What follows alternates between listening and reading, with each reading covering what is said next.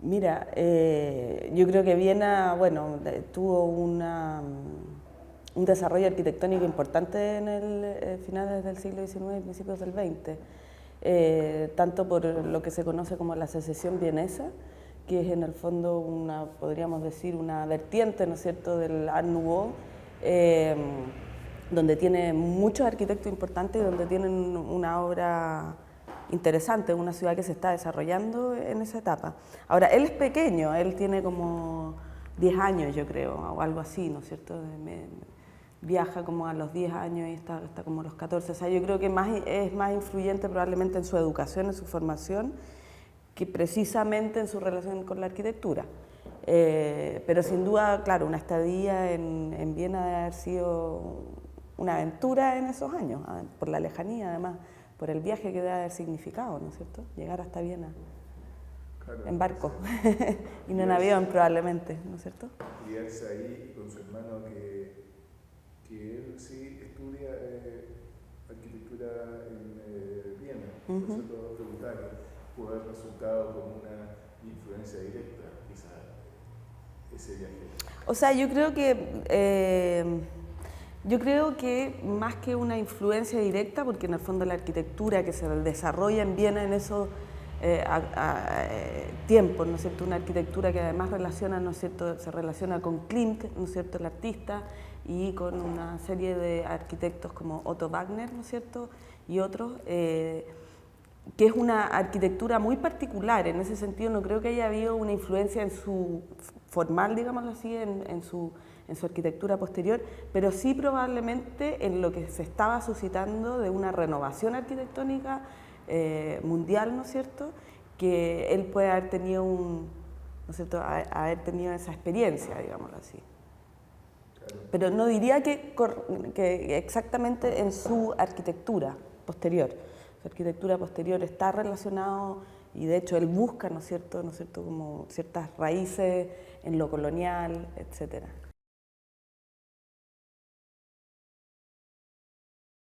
Él estudia bajo una,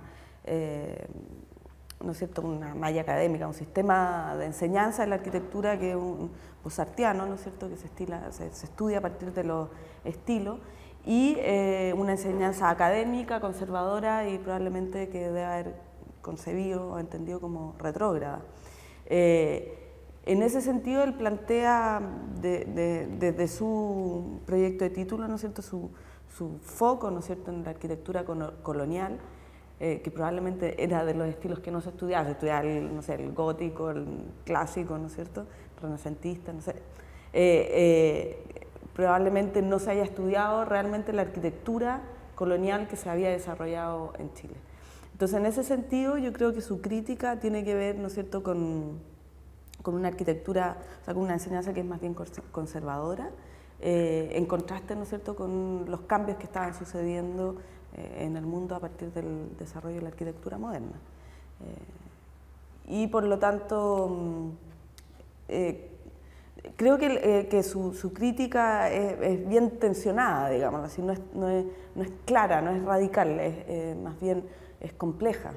Toda su visión teórica sobre la arquitectura es más bien compleja. Uno no podría establecer como blancos y negros, digamos así. Desarrolla un proyecto de título monumental, era un monumento a Maipú, ¿no es cierto? Y acompañando ese proyecto de título está el estudio de arquitectura colonial llamado La Portada, que fue con el que gana, ¿no es cierto?, la beca para poder volver a Europa. ¿Y en qué consiste ese concurso que gana? Es una investigación que él desarrolla, él dibujó básicamente, recorrió Chile, no sé si Chile completo, pero recorrió la zona central al menos y el sur, buscando arquitectura, genuina arquitectura colonial, y la dibujó. Entonces, en realidad, la portada es un conjunto de croquis y de dibujos, ¿no es cierto?, sobre esa arquitectura colonial, que representaba, ¿no es cierto?, el desarrollo de la arquitectura del siglo XVIII en el país, ¿no es cierto? Y él busca los valores arquitectónicos que tiene esa arquitectura como genuina de ciertos contextos rurales, ¿no es cierto?, con unas materialidades, ¿no es cierto?, con la teja, el adobe, etcétera, y él va a dibujar eso. y en realidad es un conjunto de dibujos.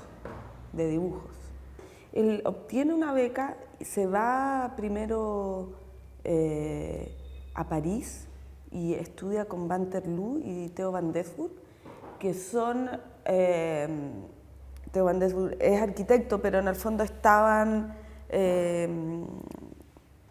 asociados en un movimiento de vanguardia artística que es el neoplasticismo. Se supone que él toma clases con ellos, me imagino que deben haber sido clases pequeñas o que no estuvieron asociadas directamente a una universidad.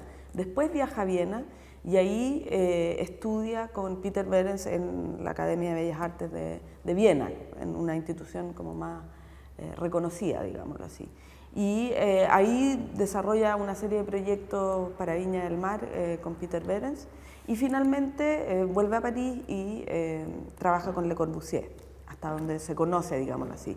No tengo certeza que esas becas probablemente no sean como hoy día, debe haber sido un monto que le permitía viajar y buscar, ¿no es cierto?, dónde instruirse. Pero como te digo, primero estudia con Theo van Desburg en París, va a Viena y después vuelve a París. Hay que entender también, ¿no es cierto?, que el viaje a Europa para los arquitectos chilenos que tenían un cierto bagaje y recursos económicos, ¿no es cierto?, era un viaje instructivo. El viaje por Europa, podríamos decir que hasta hoy, ¿no es cierto?, es un viaje instructivo, un viaje educativo que implica un reconocimiento, ¿no es cierto?, de las ciudades más importantes y probablemente de los centros de educación más interesantes. Obviamente la Bauhaus, por esos años, obviamente era un centro importante, ¿no es cierto?, de desarrollo del arte y la arquitectura. Yo creo que a los ojos de hoy día es una contradicción absoluta, ¿no es cierto? O sea, la modernidad, ¿no es cierto?, tuvo como un desarrollo como bien claro y certero y por lo tanto la combinación con estilos históricos, colonial u otro, en realidad uno podría decir que es una contradicción. La modernidad pretendía precisamente no ser un estilo, ¿no es cierto?, sino que ser un cambio tan radical en la forma de concebir la arquitectura que no iba a tener modelos formales, ¿no es cierto?, en los cuales guiarse. Pero Dávila, en realidad lo que él hace es decir, y siempre en sus escritos, en sus conferencias, cita incluso a Le Corbusier y a Gropius, por ejemplo, a los grandes maestros de la arquitectura moderna, diciendo, son ellos mismos los que están diciendo que la modernidad no es, ¿no es cierto?, un estilo acabado, finito, que tiene patrones formales estrictos, sino que por el contrario es una forma de ver la arquitectura que implica el trabajo con ciertas condiciones del contexto, ya sea geográfico como cultural. Y en ese tono él lo plantea. Entonces él... Ahora, su obra efectivamente no logra resolver esa tensión, ¿no es cierto?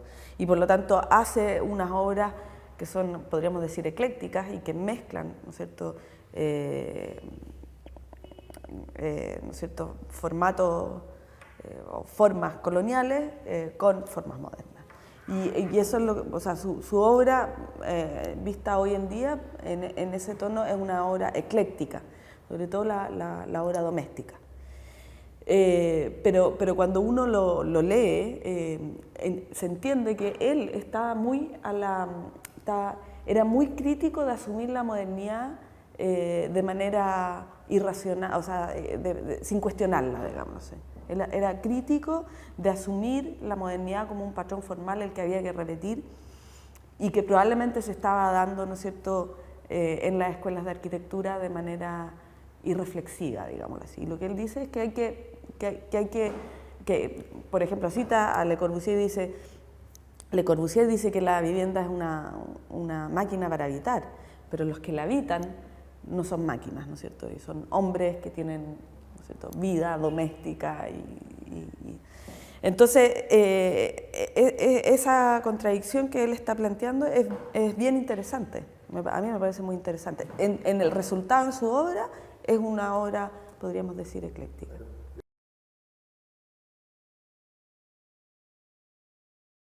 Su labor en la Universidad de Chile, ¿no es cierto?, es una labor importante, fue profesor por mucho tiempo.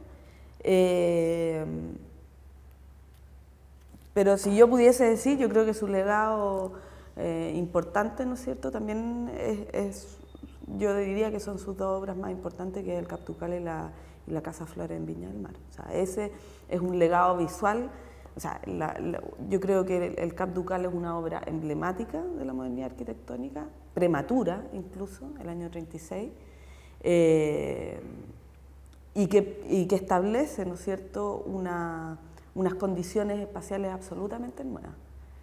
Y condiciones formales, obviamente, de la metáfora naval, que son interesantes y que habían sido ya replicadas y que ya era un formato, ¿no es cierto?, que estaba siendo trabajado, pero que es visto en esta obra de una manera muy particular. Entonces, si viene un agente transmisor a través de su trabajo como docente,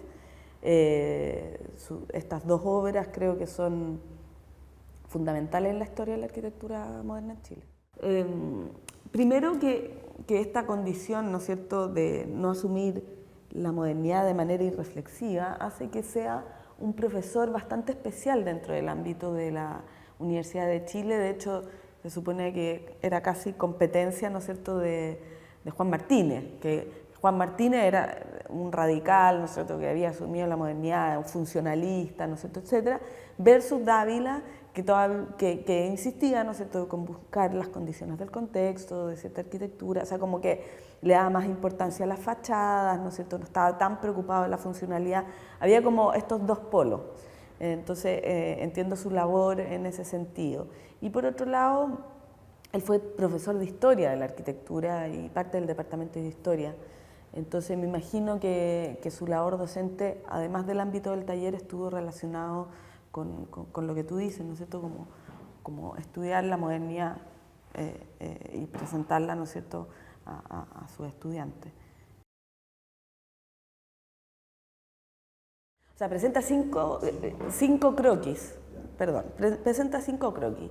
2 son de una arquitectura más bien naval y 3 son en estilo alemán, italiano y español, digamos así. Podríamos grotescamente. Pero si uno mira atentamente esos croquis, la propuesta arquitectónica es una. O sea, uno puede mirar esos croquis con atención y hay resoluciones, ¿no es cierto?, que tienen que ver con el proyecto, que son únicas, digamos así, que es generar un frente duro hacia la calle, abalconarse sobre el mar a través de unas terrazas, generar una escalera que entraba por un lado en todos los proyectos, ¿no es cierto?, una escalera importante, monumental, pública, ¿no es cierto?, hacia la avenida Marina, que ya tenía las palmeras, ¿no es cierto?, y se había constituido como el eje del estero Marga-Marga. Esa escalera subía a un segundo nivel y armaba este conjunto de terrazas, ¿no es cierto?, y volvía a bajar por el costado sur del edificio hacia la avenida Marina. Generaba este frente duro, las terrazas hacia el mar, un zócalo que generaba un acceso distinto sobre la avenida Marina. O sea, habían resoluciones de proyecto que eran similares. Y por otro lado, hay varias cosas que están aquí en juego. Por un lado, que efectivamente el trabajo con los estilos de manera desprejuiciada tenía que ver con la educación que él recibió. Él conocía los estilos, habían trabajado con los estilos. Probablemente hoy día sería muy difícil que un arquitecto pudiese trabajar en distintos estilos históricos, ¿no es cierto?, como con propiedad, pero él efectivamente había tenido una instrucción en esa vertiente. Por otro lado, su postura teórica sobre la modernidad era, podríamos decir, ambigua, que quería tensionar precisamente las características de los estilos versus la arquitectura moderna, y por lo tanto lo que él está haciendo es pensar el proyecto de manera moderna y plantear 3 formas de hacerlo, digamos así, que probablemente lo ayudaron a ganar el proyecto, digamos así, porque mostró más flexibilidad, ¿no es cierto? Es muy bien recibida el Cap Ducal. De partida aparece, ¿no es cierto?, en construcción, en la revista Arquitectura y Construcción, no recuerdo, bueno, del año 36 obviamente, o sea, disciplinarmente tiene una relevancia, aparece el edificio en construcción. Y por otro lado, en el diario de la época también aparece obras de embellecimiento en la Avenida Marina, y aparece el edificio Cap Ducal. O sea, en el momento yo creo que tiene una buena recepción, se transforma en un centro social importante, aparece en sus interiores en la revista Zigzag, Enrique Mora, que es el fotógrafo, uno de los fotógrafos importantes de Viña del Mar, realiza una serie fotográfica muy interesante sobre el edificio, y el edificio es presentado en las revistas y guías de turismo constantemente, a partir de publicidad, ¿no es cierto?, del restaurante, pero también como imagen icónica de la ciudad balnearia predilecta de Chile, ¿no es cierto? En ese sentido siempre tuvo o por lo menos en sus primeros años tuvo un rol importante, no solamente desde el punto de vista disciplinar, sino desde el punto de vista de la consolidación de Viña del Mar como ciudad balnearia. Hay varias cosas importantes. A ver, primero el terreno, ¿no es cierto? Un terreno, existía ahí una casa, ¿no es cierto? Pero geográficamente siempre se ha constituido como una especie de roquerío, ¿no es cierto? Es cuando siempre se construye la calle, la costanera, el borde marítimo, ¿no es cierto? Siempre quedan estos roqueríos donde además está el Castillo Wolf, después está el Hotel Miramar, ¿no es cierto? Por lo tanto era un lugar particular, ¿no es cierto?, que se descuelga de la avenida, ¿no es cierto?, y es un terreno de límite y de borde entre el mar, la circunstancia natural, y la calle. Entonces ya de partida esa condición es bien particular.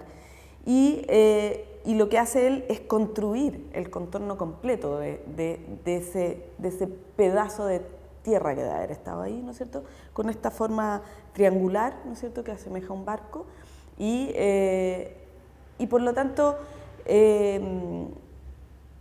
reconoce esa condición de contexto, pero también con respecto a la metáfora naval, que es otro tema, ¿no es cierto? Por un lado, él pudo haber entendido esta metáfora naval como un trabajo también, podríamos decir, formal y de otorgarle, ¿no es cierto?, características estilísticas al edificio. O sea, el edificio tiene, ¿no es cierto?, parece como un barco, tiene una base, ¿no es cierto?, más oscura, que se constituye como ¿no es cierto?, además la quilla, ¿no es cierto?, desde la Avenida Marina, con esta escalera subiendo, con la quilla del barco, después la chimenea que aparece más atrás.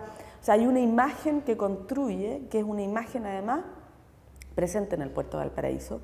Acuérdense que los transatlánticos llegaban al puerto, ¿no es cierto?, y esa quilla de barco era una imagen presente tanto en el diario de la época como en las publicidades de los transatlánticos. Era como una imagen que referenciaba, ¿no es cierto?, la idea del viaje en transatlántico y la idea del viaje, del ocio asociado a la condición balnearia de Viña del Mar. En ese contexto construye efectivamente un imaginario, ¿no es cierto?, sobre la ciudad.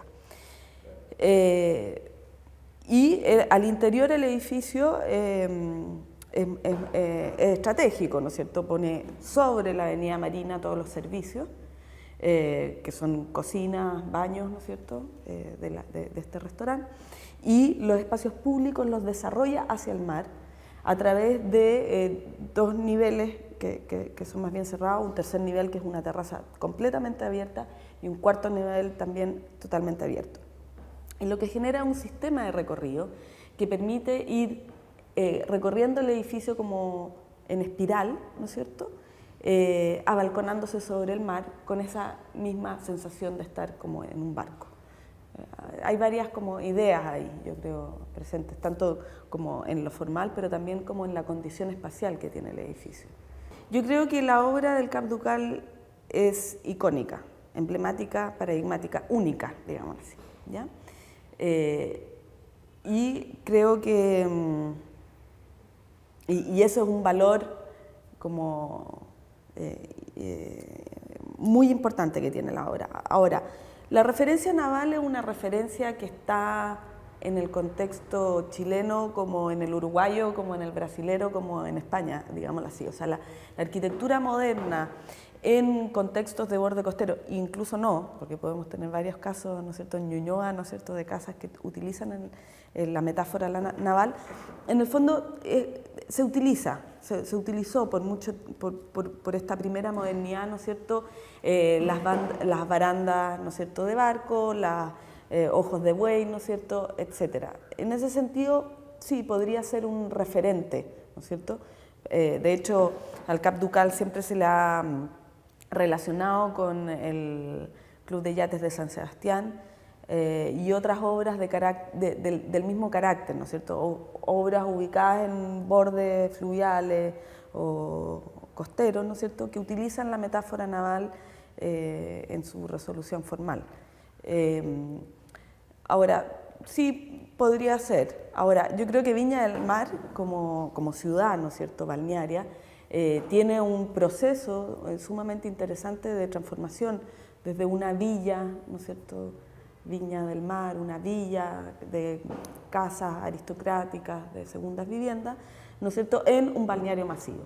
Y esa transformación, el Cap Ducal está dentro de esa transformación, ¿no es cierto?, siendo un protagonista más, uno más, digámoslo así, porque hay que poner en contexto, ¿no es cierto?, Viña del Mar hacia el año 28-30 obtiene un empréstito que permite construir el casino, el Hotel O'Higgins, el Palacio Presidencial, el Palacio de Veraneo Presidencial. Por lo tanto, hay obras emblemáticas que ya están sucediendo en Viña del Mar, que no se adhieren a una condición plenamente moderna todavía. El Cap Ducal sí lo hace, ¿no es cierto? Pero hay una tensión sobre Viña de transformarse efectivamente en un balneario, en el balneario más importante de Chile y ojalá de Sudamérica, así es citado, ¿no es cierto?, en las distintas revistas. Y después de este edificio, ¿no es cierto?, viene el Hotel Miramar, 10 años después, el Hotel Miramar, que también uno podría decir que trabaja con ciertas condiciones formales similares, que es del año 46 más o menos, y está la casa de Costaval y Garafulich, ¿no es cierto?, al final de Reñaca, que también tiene claramente referencias navales y que también se ubica en una situación de borde natural interesante. Yo creo que en el ámbito espacial la obra es algo que inaugura, ¿no es cierto?, una nueva condición espacial, entendiendo el espacio como un espacio dinámico, transparente, que se relaciona con su contexto marino de manera radical, y que por lo tanto espacialmente yo creo que es una obra que inaugura que probablemente nunca nadie había podido subirse a un edificio que tuviese esa condición dinámica de recorrido, relacionándose con el mar. Eso, bueno, sumado a esta condición formal y a su ubicación en un contexto, o sea, en una condición tan estratégica, ¿no es cierto?, de la salida al mar del estero Marga Marga, ¿no es cierto?, al frente el casino, había sido construido el año 30, arriba el Palacio Presidencial, que todavía no tenía, el cerro no tenía la frondosidad que tiene hoy día, ¿no es cierto?, y aparece este edificio, ¿no es cierto?, como un edificio que podríamos decir dibuja, ¿no es cierto?, y establece un imaginario moderno de la ciudad balnearia de Viña del Mar. Entonces creo que hay cosas que son del ámbito de la arquitectura, como disciplinar, como la concepción espacial, formal y la resolución que hace el edificio, también del programa, ¿no es cierto?, porque el programa era un salón de té, pero en el primer nivel era una especie de bar, entonces tenían entradas como independientes, como un horario nocturno, un salón de té que funcionaba muy bien además en el día, ¿no es cierto?, y por lo tanto resuelve el programa, ¿no es cierto?, con esta idea de construir esta fachada dura hacia la calle que tiene los servicios, esta apertura hacia el mar, y por lo tanto esta idea de un salón de té y de un lugar de encuentro social, ¿no es cierto?, que además acompaña mucho las actividades de ocio y de balnearia. O sea, hay que entender que el balneario necesitaba de estos espacios de reconocimiento social y de intercambio social que le daban, ¿no es cierto?, una cierta dignidad a las vacaciones y al ocio, ¿no es cierto? Entonces, creo que hay distintos ámbitos, ¿no es cierto? Un ámbito disciplinario y un ámbito, podríamos decir, social, cultural, ¿no es cierto? La construcción de esta cultura del balneario en torno a Viña del Mar, creo que el edificio es sumamente importante. Y finalmente la imagen de la ciudad. La imagen de Viña está construida a partir de este pequeño edificio que hoy día está absolutamente modificado, pero que aún así sigue siendo un edificio referente. O sea, si uno ve esa imagen, el edificio Cap Ducal sabe que está viendo Viña, ¿no es cierto? No hay, o sea, el edificio se constituye como una imagen pregnante de Viña del Mar, aunque esté modificado en su totalidad, ¿no es cierto?, el edificio. Él habla poco de su obra. Él no aparece como podrían haber aparecido otros presentando sus proyectos.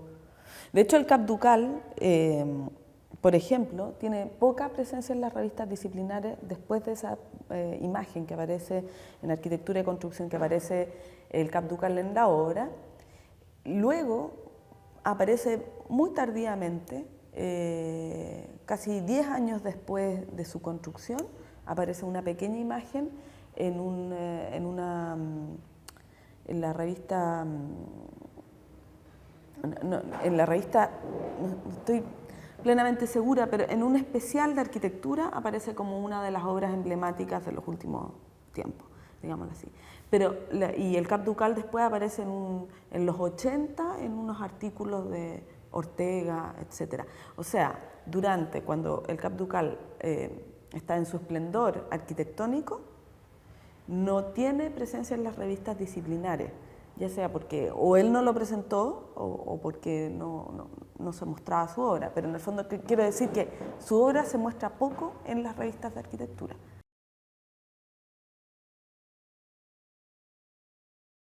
Bueno, él tuvo mucha obra de segunda vivienda en Reñaca, Concón, Viña también, ¿no es cierto? Y claro, en esas casas en general trabaja una especie de modernidad con ciertos toques coloniales.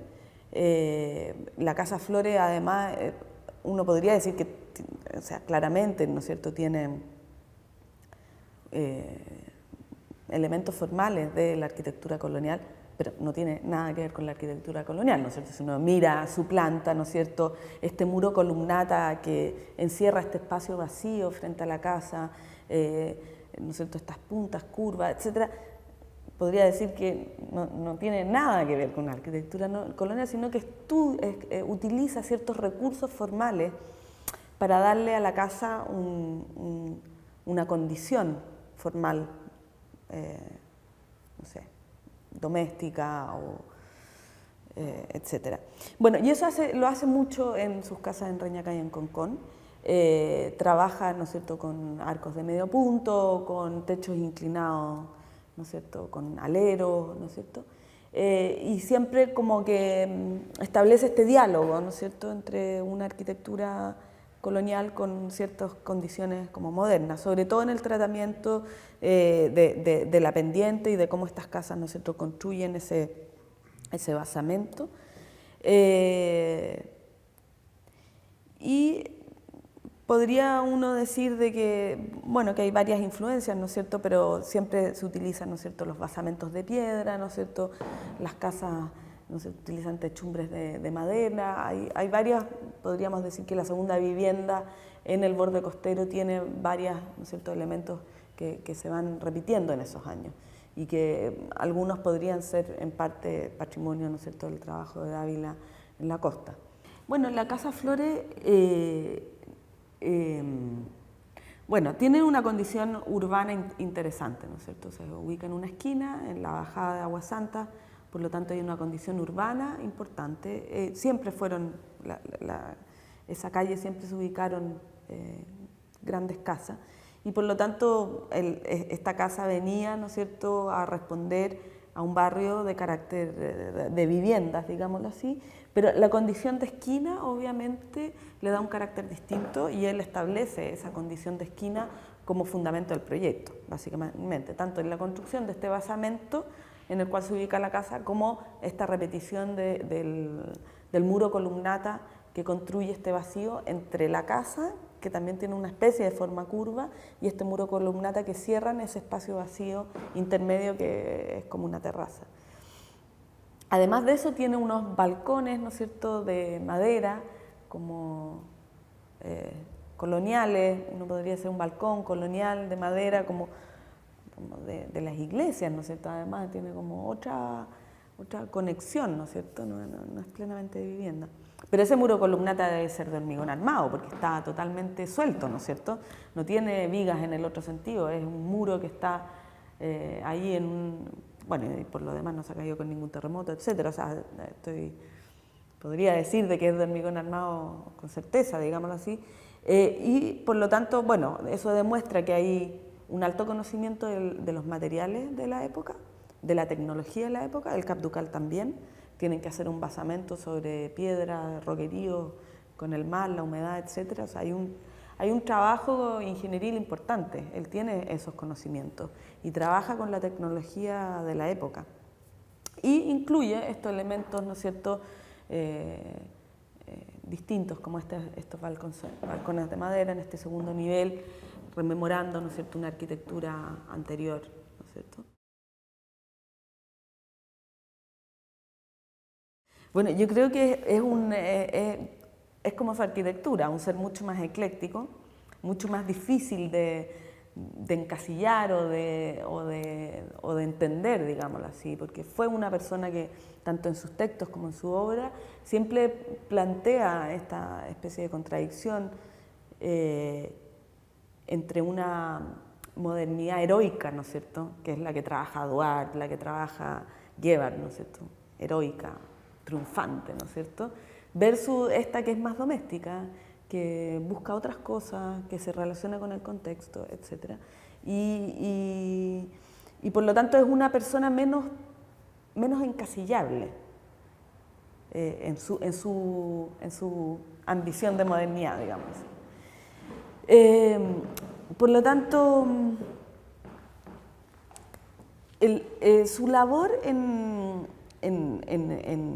docente, ¿no es cierto?, quedó registrada más bien, bueno, obviamente en la instrucción que les dio a sus alumnos, pero en términos prácticos quedó registrada en ciertos artículos que él escribió y en ciertas transcripciones de ciertas conferencias que él dio.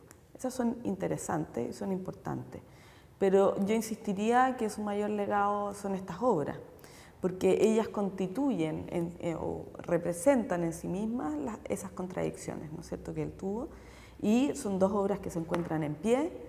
La Casa Flores en buen estado todavía, ¿no es cierto?, y por lo tanto a mí me parece que su obra plantea precisamente esa contradicción, y por eso me parece que es lo más representativo hoy en día. Creo que tenemos una tarea pendiente con el Cap Ducal, como país.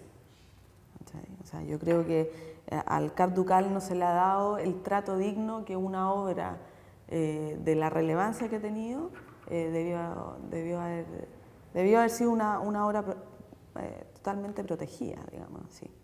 Y de hecho el año 72 el Colegio de Arquitectos envía una carta, ¿no es cierto?, pidiendo que se declare monumento nacional.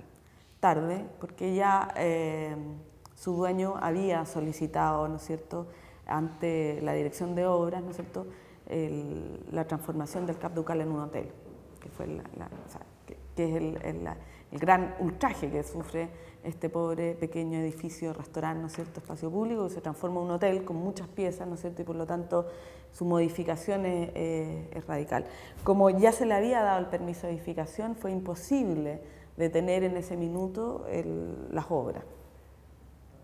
No fue como lo que pasó quizás con la de Gebhard, con la estación de biología marina, que se demuele finalmente. Que se demuele. Esta parte que se está construyendo. Sí, yo creo que, bueno, los tiempos son distintos. Hoy por hoy existe una conciencia de que el patrimonio moderno es efectivamente un patrimonio a conservar y a valorar. Yo creo que el año 72, menos de 30 años de construida la obra, no había una perspectiva histórica que permitiera reconocer el valor. Aun cuando, imagínate que el Colegio de Arquitectos, menos de 25 años, ya era considerada una obra emblemática. Entonces, bueno, a partir de ahí Roberto Barría es el arquitecto que firma la última intervención grande que sufre el Cap Ducal. El edificio es transformado absolutamente. Y hoy por hoy lo que vemos de su fachada sobre Avenida Marina es casi lo único que uno podría decir que es del origen del Cap Ducal. Realmente perdió todos sus valores espaciales y arquitectónicos. Creció en el doble en metraje cuadrado. Se pusieron piezas, imagínate, cada pieza con un baño. O sea, interiormente ya está totalmente fraccionado. Lo único que uno podría imaginar es una cosa así como el pabellón de Barcelona, una reconstrucción desde cero. Lo cual obviamente es cuestionable, digamos así. Y es cuestionable desde el punto de vista también de que la obra ya no existe, ya desapareció, digamos así. Pero yo creo que hay una deuda pendiente con esta obra. Creo que Dávila en esta obra canaliza su aprendizaje sobre la modernidad de la mejor manera y lo deja plasmado en este edificio. Y creo que tanto por eso, o sea, tanto desde el punto de vista disciplinar del valor de la obra, como desde el punto del valor de la obra dentro de la ciudad de Viña del Mar, es una obra que hubiese merecido un trato mejor, de todas maneras. Creo que es una deuda pendiente, de todas maneras.